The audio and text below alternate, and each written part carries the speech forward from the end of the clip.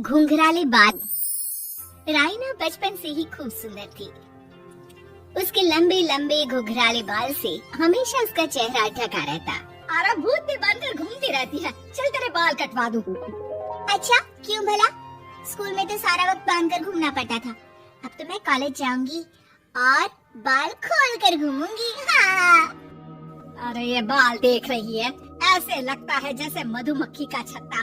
खैर, घने घने घुंघराले बालों से राइना सुंदर तो लगती, लेकिन उसे संभालना उसके लिए बड़ा काम था।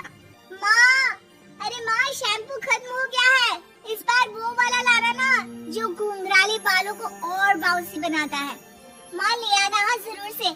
कल मेरा कॉलेज का पहला दिन है। मैं चाहती हूँ सब मुझे देखकर जले।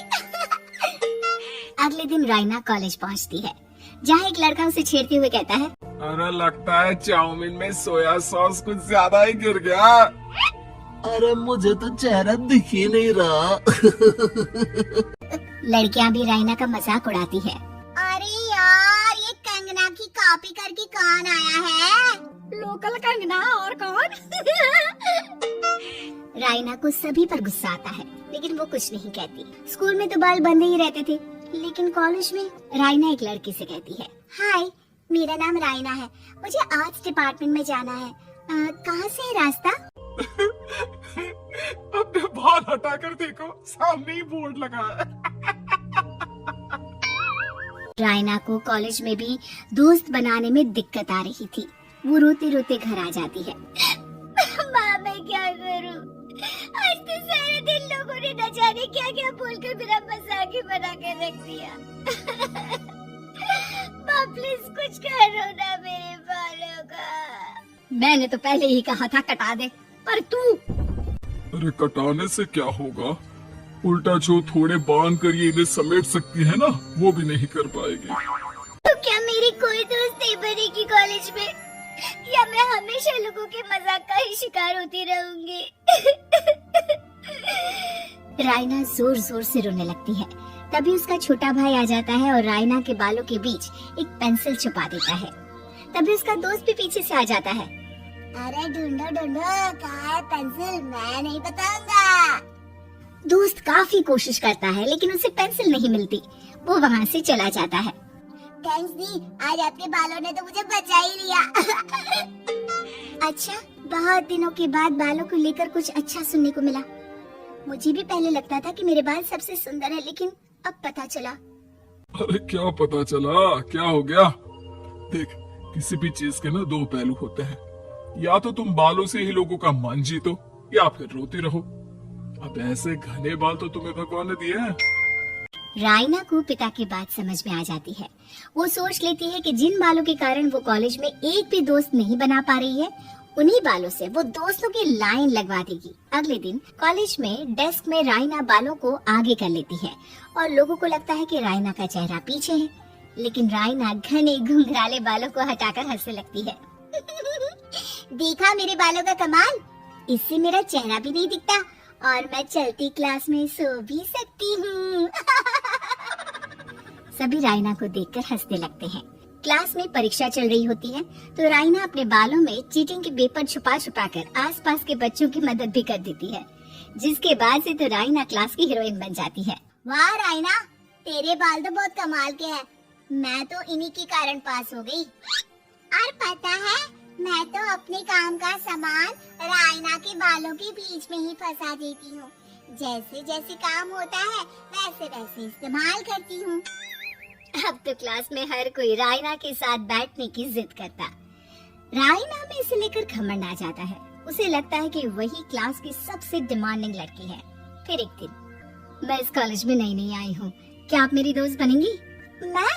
ओह सॉरी, मैं इस क्लास की सबसे डिमांडिंग लड़की हूँ। हर कोई मेरे साथ ही रहना चाहता है। एक काम करो ना, वो पीछे की सीट दिख रही है, जाओ जाकर वहीं बैठ जाओ। लड़की को राइना की बात बहुत बुरी लगती है, लेकिन वो करती भी तो क्या, जाकर चुपचाप पीछे की सीट पर बैठ जाती है। तो आज का लेसन सबने याद किया है ना बराबर से? जितनी भी चीटिंग करने वाली लड़कियां थी, वो राइना के पीछे जाकर बैठ जाती है और जोर से चिल्लाती है, जी मैम, सब कुछ याद है, कहीं से भी पूछ लो, हम तो मास्टर हैं मास्टर। क्यों? ये बोलकर वो रायना के कंधे पर हाथ रख देती है।